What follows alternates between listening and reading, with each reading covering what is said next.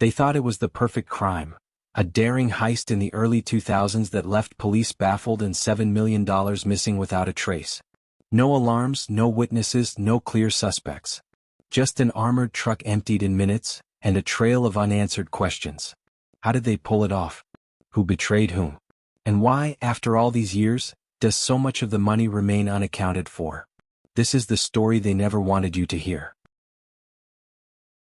It was the summer of 1978 in Newark, New Jersey, a city that even then was struggling with its identity, half industrial hub, half decaying relic of a once thriving post-war America.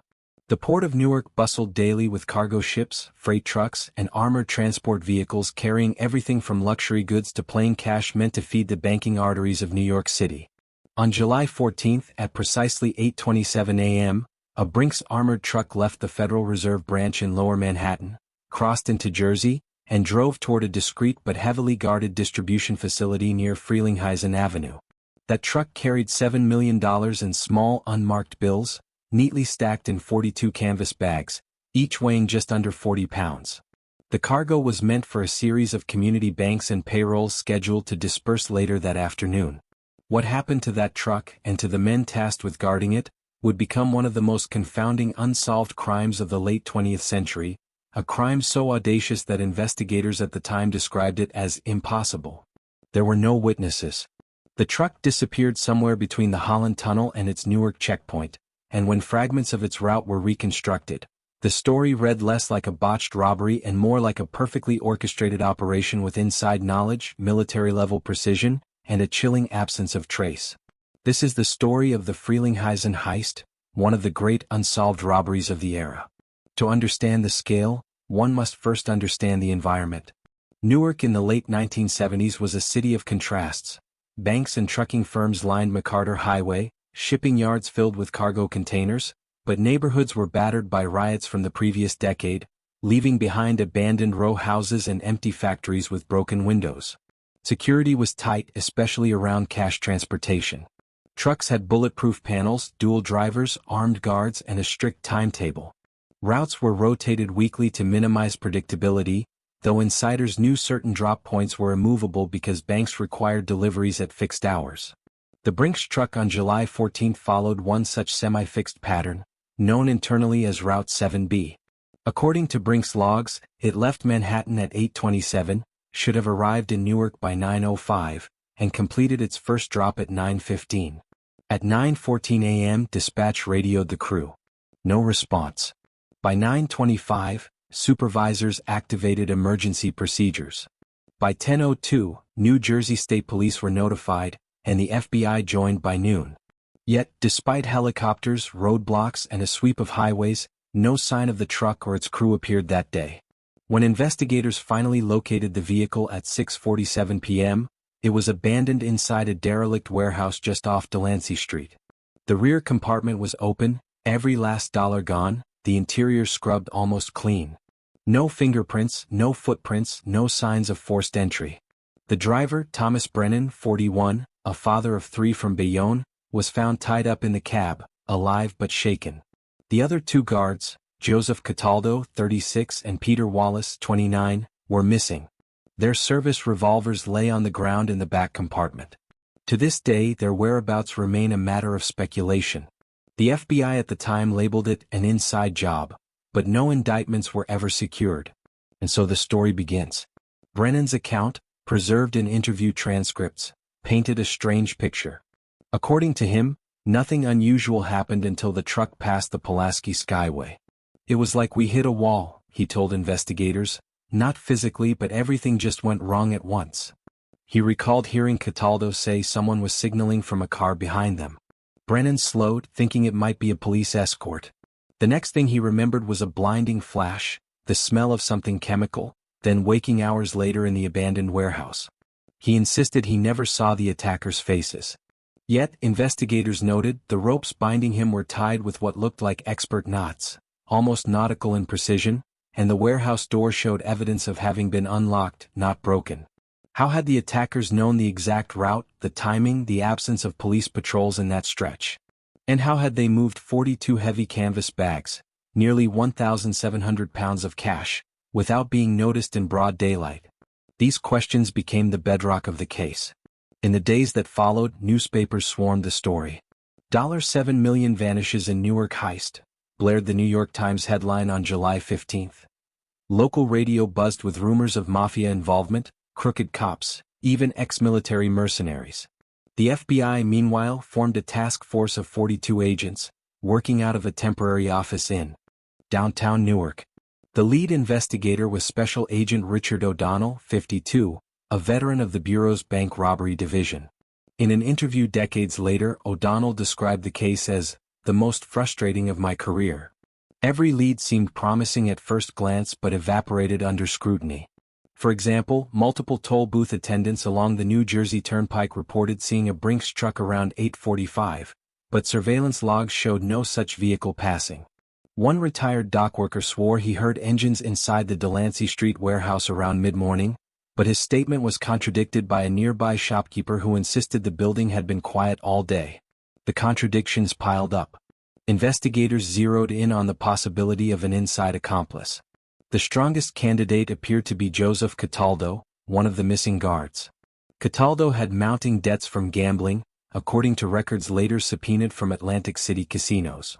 His credit cards were maxed, his mortgage delinquent, and colleagues recalled him venting about Brinks' low pay. One coworker told agents, "Joe was the type to look for a shortcut, you know? He hated the idea of grinding it out for years." But if Cataldo had planned the heist, what of Wallace, the younger guard? His family swore he was clean, a straight-arrow churchgoer with no vices. And why would Cataldo vanish completely, rather than surface later with newfound wealth? There was no sign of sudden affluence in his family, no money trail, no offshore accounts. It was as though he and Wallace had been swallowed whole. At the same time, suspicions arose about Brennan himself. Though spared, he could not convincingly explain why he alone survived, nor why his memory blacked out for such a critical span.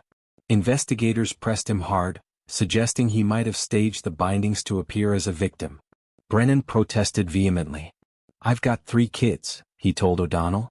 "You think I'd risk everything for a score? You think I could pull something like this off?" Lie detector tests proved inconclusive.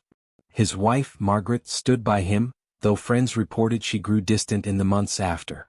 One striking detail lingered in the case files. When crime scene technicians swept the truck, they discovered faint traces of chloroform near the driver's seat. This aligned with Brennan's memory of a chemical smell. Chloroform suggested planning, access to supplies, and a willingness to incapacitate without killing. Experts noted it was not commonly used in modern crimes, raising the possibility of perpetrators with older training, military or perhaps maritime. FBI memos from that summer reveal another unsettling clue.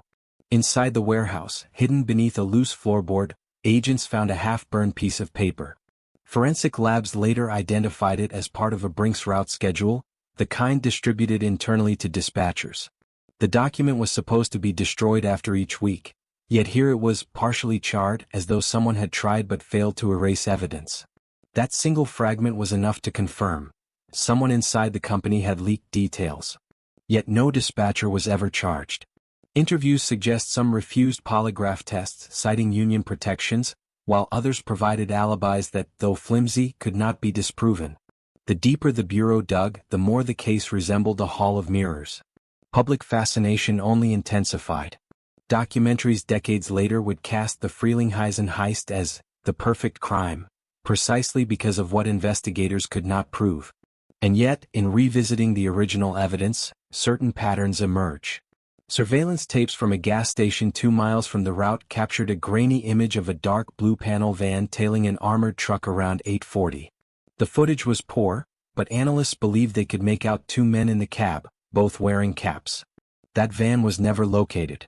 A second piece of evidence came from a retired detective, Frank Doyle, who privately speculated that the heist bore the fingerprints of organized crime.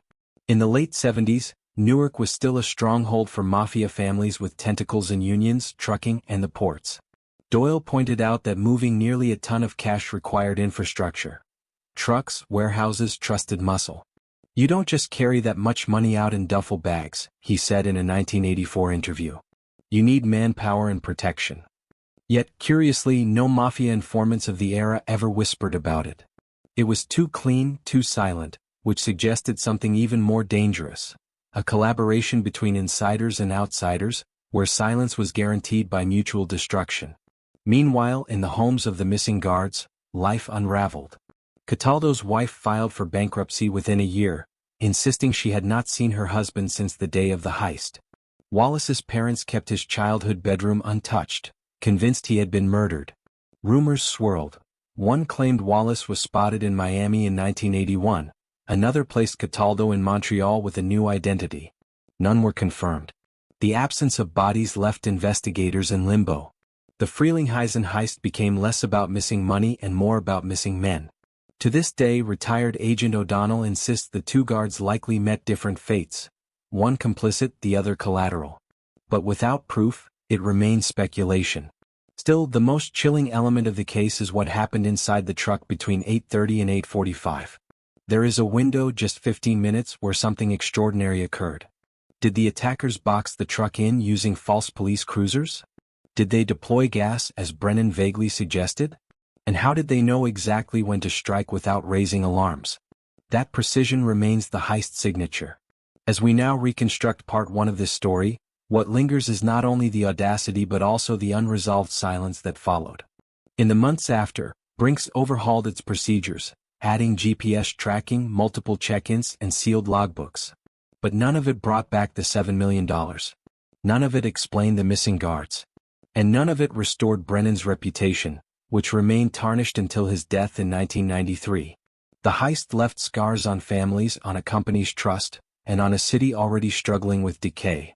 Yet, in that silence lies the seed of the mystery. Because decades later, in 2002, when the FBI finally declassified parts of its files, one redacted memorandum caught researchers' eyes. It referred cryptically to foreign banking movements, traced in the weeks after the heist, involving accounts in Zurich and Panama. The amounts matched portions of the stolen sum, though the trail quickly vanished into shell corporations. If true, this suggested the crime was bigger than a disgruntled guard or a mob score. It hinted at international laundering, perhaps political connections. What began as a local Newark robbery may have had global implications. And so, as part 1 closes, the image lingers. A vanished truck, a city on edge, 2 missing men, 1 survivor under suspicion, and $7 million that seemed to dissolve into thin air. The unanswered questions only grew sharper with time. Who had the power to plan it? Who had the silence to bury it? And most of all, what really happened between 8:30 and 8:45 on that summer morning in 1978? The Frelinghuysen heist entered its second phase not in the chaos of the robbery itself, but in the cold, methodical investigation that followed, and by late July 1978 the FBI had transformed Newark's federal building into the nerve center of one of the largest manhunts in the Bureau's history. Special Agent Richard O'Donnell and his task force pored over every fragment of evidence, from the half-burned Brinks route sheet found in the warehouse to the faint chemical traces inside the armored cab, yet the more they searched the less it resembled a robbery of desperation and more a campaign of precision, orchestrated with an invisible hand. The first priority was reconstructing the missing hours. How did a truck loaded with $7 million simply vanish in a corridor lined with commuters, truckers, and port workers? Agents mapped the route minute by minute, interviewing toll attendants, dock workers, even children playing near the overpasses, but the accounts clashed. One woman swore she saw police cars boxing in the Brinks truck on Route 1, yet dispatch logs showed no marked units in the area. Another man claimed he watched a blue panel van shadow the truck past Wilson Avenue, but his description of the driver changed every time he retold it. The contradictions drove investigators to suspect deliberate misdirection, perhaps planted rumors designed to muddy the timeline. By August, forensic specialists began focusing on the warehouse itself. The building, once a textile storage facility, had been abandoned since 1974, but inside they found fresh tire tracks and residue of heavy machinery, suggesting someone had prepared the site in advance. More disturbing was the discovery of 2 cigarette butts near the loading dock, each from a brand sold only in Europe at the time, Gauloise, imported from France. To O'Donnell this was not a coincidence. It suggested foreign involvement, perhaps mercenaries with specialized training. Meanwhile, the human dimension of the case deepened. Thomas Brennan, the surviving driver, remained under tight surveillance, his phone tapped, his finances scrutinized. Though no sudden influx of money appeared, agents noted he became increasingly paranoid, often glancing over his shoulder during interviews and refusing to enter elevators with unfamiliar agents. "They'll pin it on me because I'm alive," he once muttered, recorded in an FBI field report. His wife Margaret confided to a bureau psychologist that Brennan suffered recurring nightmares of faceless men entering the cab, whispering in unrecognizable accents before everything went black. Whether this was trauma or memory fragments remained uncertain. The missing guards, Cataldo and Wallace, loomed larger in the investigation. Cataldo's gambling debts now appeared more severe than initially thought. Bankruptcy records revealed he owed over $45,000 to loan sharks tied to Atlantic City and Newark crime syndicates. But Wallace remained an enigma. Friends described him as upright, disciplined, almost naive. Agents considered whether Wallace had stumbled upon Cataldo's scheme and been silenced. Yet if Wallace had been murdered, why had no body surfaced? Newark's rivers, marshes and abandoned lots were scoured by search teams for months, but nothing appeared, no trace of bone or fabric. The absence haunted the families and gave rise to competing theories. Wallace killed and dumped, Wallace fled with Cataldo, Wallace still alive under a new identity. The FBI meanwhile pressed Brink's executives for accountability. Internal audits revealed gaps in security, route schedules not destroyed as required, logbooks left unattended, dispatchers loosely monitored. One memo, later leaked to journalists, described the company as a fortress with its gates unlatched. Yet despite negligence, no executive faced charges, fueling speculation that corporate embarrassment outweighed pursuit of truth. By autumn, O'Donnell's task force began to receive tips pointing abroad.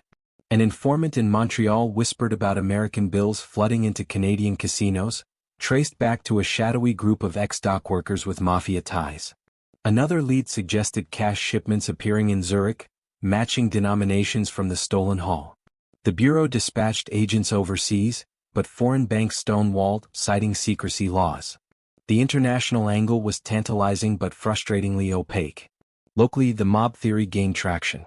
Newark in the 70s was a battleground for families tied to New York's 5 families, each with stakes in trucking, ports, and gambling. Moving $7 million in cash would require not only manpower but protection, and organized crime had both. Yet, strangely, informants who typically leaked details of smaller heists or loan shark killings remained silent about Frelinghuysen. The silence itself became evidence. Either the mob was uninvolved, or the operation was so compartmentalized that only a handful knew. O'Donnell favored the latter, arguing in a bureau memo that the heist bore the hallmarks of a closed-circle conspiracy, insulated from external chatter. The breakthrough many expected never came. Instead, investigators encountered dead ends that felt intentional. A phone tip about Cataldo's sighting in Miami led to a hotel clerk describing a man who, upon review, did not resemble him at all. A warehouse raid in Elizabeth uncovered bundles of cash, but the serial numbers did not match. In September, a suspicious fire destroyed part of Brink's dispatch office in Newark, consuming years of paper records. Fire marshals called it electrical, but privately agents suspected arson. The cumulative effect was disorientation, as though the case was actively being erased. The psychological toll weighed on the task force. Agents rotated in and out their reports, increasingly cynical. "We're chasing smoke," one wrote. O'Donnell grew more withdrawn, fixating on the missing 15 minutes between 8:30 and 8:45, the blackout zone where reality bent. He revisited Brennan's words, "like we hit a wall," and wondered if the attackers had staged a fake roadblock with vehicles disguised as police. Records showed surplus police cruisers sold at auction earlier that year, some unaccounted for. Could the crew have been deceived into stopping voluntarily? That theory explained the lack of bullet holes or violence, the quick neutralization, the controlled removal. Yet it required precise timing, insider access, and uncanny discipline. As the one-year anniversary approached, pressure mounted. The FBI held a press conference in July 1979, announcing a $500,000 reward for information.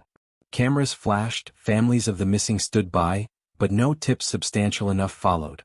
Public fascination began to fade, though for the families the wound remained open. Behind the scenes, however, another layer was unfolding.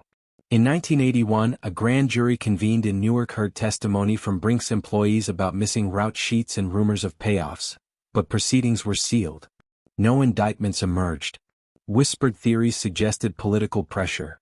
Too many powerful figures had stakes in Brinks, in the banks that relied on those cash shipments, in the reputations of institutions. The idea that someone wanted the case unsolved took root. The Bureau, for its part, never officially closed it, filing updates through the 80s and 90s, each thinner than the last. Then, in 2002, when declassified files hinted at offshore accounts in Panama and Zurich, the mystery reignited. Financial analysts traced $1.2 million of suspect transfers originating weeks after the heist, routed through shell companies tied to shipping firms. The amounts were consistent with laundering, but the trail ended at numbered accounts immune to U.S. subpoenas. What this implied was staggering, that the Frelinghuysen heist may not have been a standalone robbery but part of a pipeline, feeding illicit funds into global markets. If so, the missing guards and the silence of organized crime might be explained. They were pawns in a game larger than Newark, larger than Brinks. And still, the two faces haunted the files. Joseph Cataldo, gambler in debt, and Peter Wallace, straight arrow family man. Were they captives, accomplices, corpses buried deep in Jersey marshland? Even now the answer is elusive. The investigation had produced thousands of pages, hundreds of interviews, countless hours of surveillance, and yet the essence of the case, the disappearance of men, money, and truth, remained untouched. The Frelinghuysen heist was no longer just about stolen currency. It had become about the fragility of systems we believe are impenetrable, the way silence can be bought, and the haunting reality that some mysteries are designed never to be solved. And in the cold conclusion of Part 2, one fact lingered with investigators like a splinter. $7 million in cash may have vanished, but the real theft was time itself. The 15 minutes where an armored truck, 2 guards, and a city's sense of security simply ceased to exist. The night after the heist was colder than anyone had expected, not because of the weather but because of the silence that fell over the group as they sat in the dimly lit warehouse staring at the piles of cash stacked in metal crates, the weight of $7 million heavy on their minds, heavier still the knowledge that the police, the feds, and possibly even rival crews would be hunting them down. And while each of them had imagined the taste of victory, the thrill of escape, and the luxury that would follow, what none of them had imagined was how quickly paranoia would set in. For as soon as the adrenaline wore off, the whispers began, small questions that cut deep. Who gets what share, who is really trustworthy, who has already thought about walking away with more than his cut. And while Frank tried to assert control, reminding them all that they needed to lay low, to wait until the heat cooled, to follow the plan they had agreed upon months before, the others were restless. Danny in particular unable to sit still, pacing the warehouse with nervous energy, cigarette after cigarette burning down to ash, muttering about how the cops would be on them any minute, while Victor, cold and calculating as always, simply leaned against the wall watching the others with a gaze that betrayed nothing, making it impossible to tell what he was really thinking. And though no one said it out loud, they all knew he was the most dangerous of them, the kind of man who could smile one second and cut your throat the next if it meant a bigger slice of the pie. And in that suffocating silence the first cracks in their unity began to show. Cracks that widened when Eddie returned from a supply run saying he had seen unmarked cars near the highway, maybe just routine patrol, maybe not, but enough to send a ripple of unease through the group, forcing them to consider moving the money sooner than planned. Yet moving it was its own risk since every van, every truck, every warehouse could already be on watch, and when the old radio on the workbench crackled with a breaking news report describing the robbery in detail,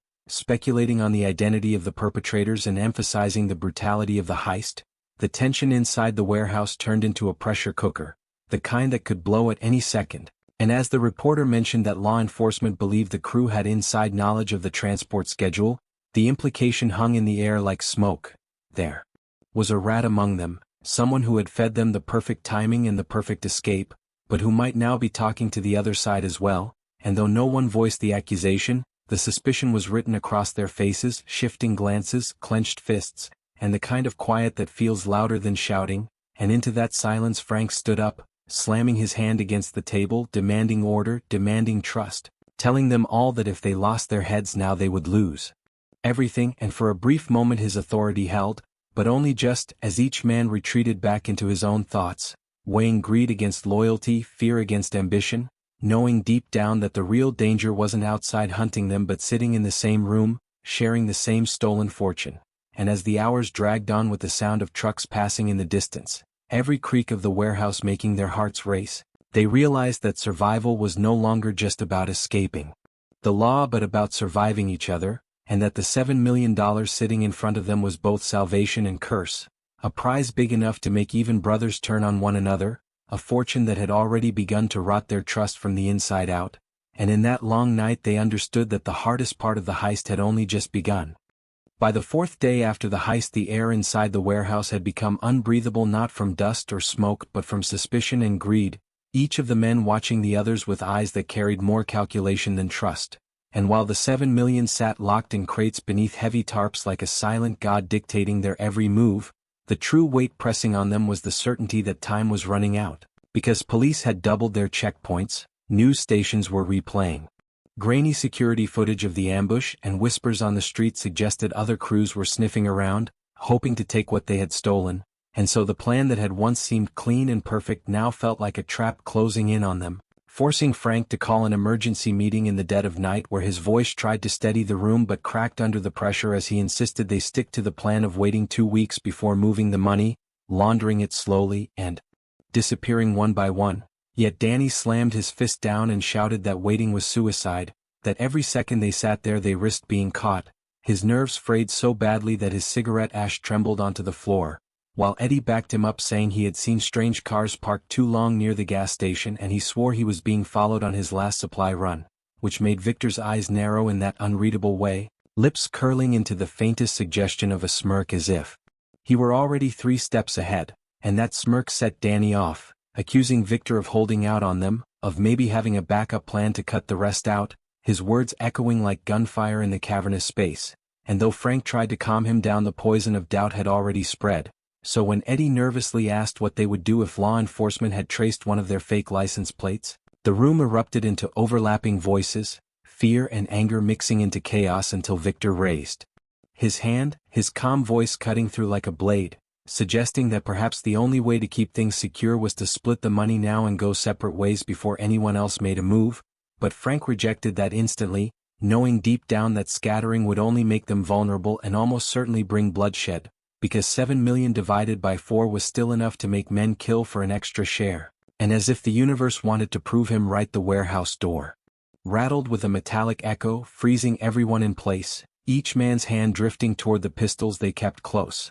The silence so sharp it felt like it could slice skin, but after a few endless moments the noise stopped, maybe just the wind or maybe not, and the tension stayed even after they convinced themselves it was nothing, so that when they finally decided to take turns on watch duty the trust between them was already fractured, every watchman staring into the night as much to guard the money as to guard himself against betrayal from the men sleeping behind him. And as dawn crept through broken windows, Frank sat alone at the table staring at the stacks of bills, realizing that no amount of money could ever buy back the unity they had before the robbery, because the heist had not only stolen from the armored truck but from their very souls, turning comrades into suspects, loyalty into leverage, and the longer they clung to that fortune the closer they drifted toward the inevitable outcome, violence not from the police or rivals but from within, born from the corrosive power of $7 million that refused to let any of them walk away clean. The 5th night after the robbery was when the thin thread of trust that barely held the crew together finally began to snap, the warehouse now feeling less like a hideout and more like a cage, its concrete walls trapping not only the stolen money but also every suspicion and fear that had been festering since the heist.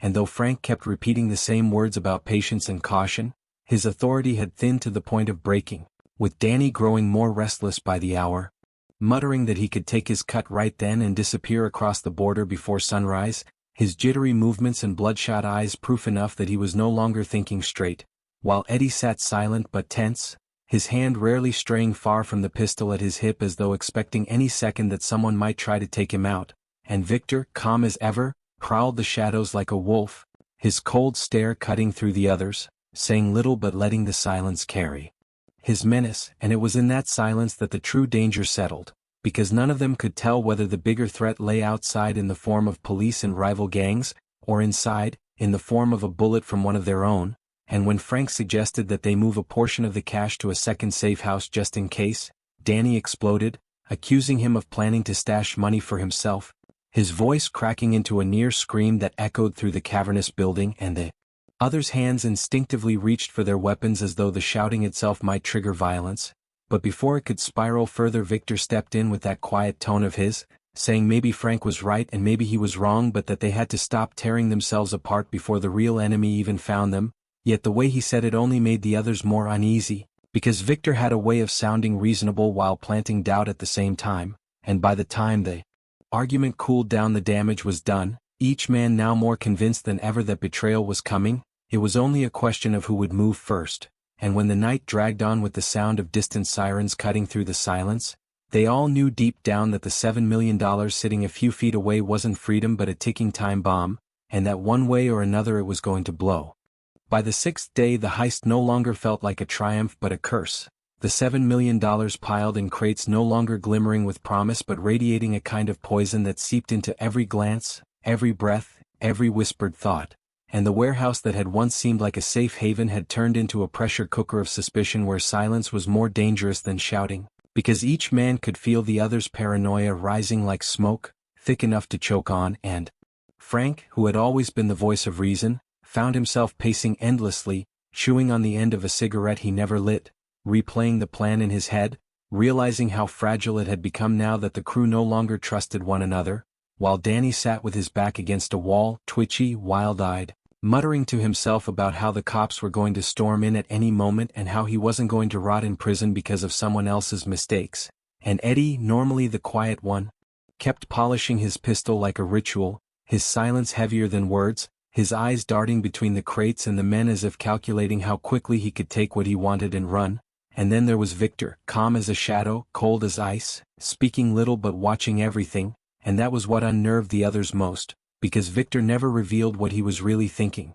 He just sat there with that faint smirk as if he already knew how this would end, and in that smirk the others saw danger, the kind of danger that would strike first and without warning, and it was in that suffocating tension that the real fracture appeared. When Eddie returned from a supply run swearing he saw the same unmarked sedan tailing him for 2 miles, maybe cops, maybe not, but the fear in his voice spread quickly, setting Danny off into another spiral of accusations, shouting that someone in the crew must have tipped off the feds, that there was no way the heat was still this strong. Unless they had a rat among them, and though no one said it directly, their eyes all turned toward Victor, because his calmness in the middle of chaos felt unnatural, like maybe he had already secured his own way out. But Victor only shrugged, his voice flat, reminding them that panic was exactly what would get them killed, that if anyone broke ranks now the rest were as good as dead. Yet even as he said it there was no comfort, only the growing sense that he was speaking less as a comrade and more as a man positioning himself for the final move. And that night as they sat around the table lit by a single bare bulb, the sound of rain tapping against the tin roof above them, Frank finally snapped, slamming his fist on the table, demanding that everyone stop this spiral before it ended in blood. But his voice shook with exhaustion, and Danny only laughed bitterly, a sharp, ugly sound that made Eddie tighten his grip on the pistol in his lap. And for a long moment no one moved, no one breathed, the air so heavy it felt like time itself had frozen. And then outside came the distant wail of sirens growing louder, maybe coincidence, maybe not, but enough to send their hearts racing. And in that chaos Victor stood slowly, his hand brushing the edge of his jacket where his weapon rested, his eyes scanning the room like a predator calculating which prey would move first. And in that instant the crew realized the truth they had all been avoiding. The $7 million wasn't theirs to share, not really, because trust had already been killed, and what remained was only survival. And as the sirens faded into the distance leaving them once again in silence, each man understood that the law might never have to find them, because the real war for the money was about to erupt inside those concrete walls, and there was no plan, no leader, no loyalty strong enough to stop it.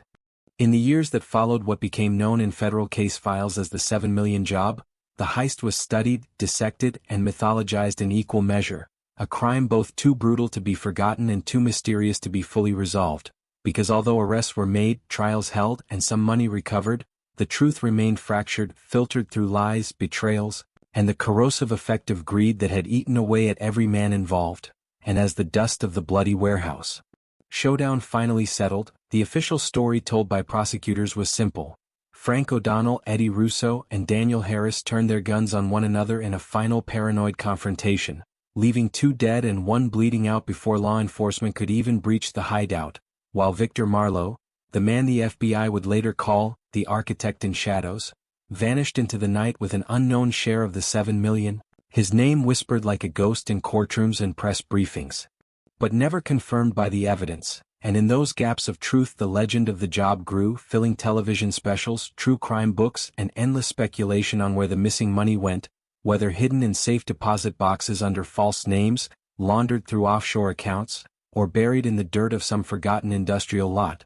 But what was undeniable was the wreckage left behind. Frank's widow staring down the cameras outside a federal courthouse, her voice cracking as she insisted her husband had been trying to turn himself in before Victor double-crossed him. Eddie's brother testifying that Eddie had dreamed of a bar in Florida he never lived to open. Danny's mother refusing to attend the trial, ashamed of the son she no longer recognized, remembering only the boy who used to fix cars in their driveway, not the man gunned down over crates of cash. And Victor, if he lived, carried with him not triumph but a lifetime of pursuit, because the FBI never closed the file, assigning it every few years to a new agent determined to be the one to find the missing man and the missing millions, chasing rumors from Canada to Mexico, to Europe, even as the trail grew colder with each passing season. And for those who studied the case professionally, the lesson was always the same. The money was never worth the cost, because even for the survivors, freedom tasted of paranoia. And in the interviews conducted decades later for a documentary series, Retired Special Agent Harold Keating sat in a dimly lit room, his hands folded, recounting how he believed Victor had manipulated the crew from the very beginning, using their desperation, their debts, their fractured loyalties, to orchestrate a job that would inevitably collapse in violence, leaving him the sole beneficiary. But Keating admitted what haunted him wasn't Victor's cunning, it was the silence afterward, the way no trace of him ever reappeared, no fingerprints on foreign passports, no slips of financial activity, no credible sightings. And to this day Keating was convinced that Victor had not simply run, but reinvented himself entirely, disappearing into an alias so deep that the man known as Victor Marlowe no longer existed at all. And if that was true, then the $7 million, or whatever remained of it, had become the foundation of an entirely new life lived in plain sight, the criminal reborn as someone respectable, untouchable, perhaps even admired. And though that theory thrilled audiences of late-night crime shows, for those who had lived through the case the ending was not cinematic but tragic, because $7 million had destroyed 4 lives and scarred dozens more, families broken, communities shaken, and trust forever eroded in the institutions meant to guard against such theft. For the armored transport company never recovered its reputation, losing contracts and collapsing within a decade, while the trial transcripts still sit in dusty archives. 8,000 pages of testimony, cross-examination, and exhibits that point to everything and nothing all at once, because greed had blurred the lines too much to ever draw a clean conclusion. And the epilogue of the heist became not a neat closing chapter but a cautionary tale retold in law enforcement academies, in the whispers of retired criminals who remembered the name Victor Marlowe with both admiration and fear, and in the quiet despair of families who never got their sons or brothers back. And if you stand today in the rain-soaked lot where the warehouse once stood, now demolished, replaced by a featureless storage facility, you can still feel the weight of that night, the echo of gunshots and sirens, the sense of a moment when $7 million seemed like salvation but instead became a curse.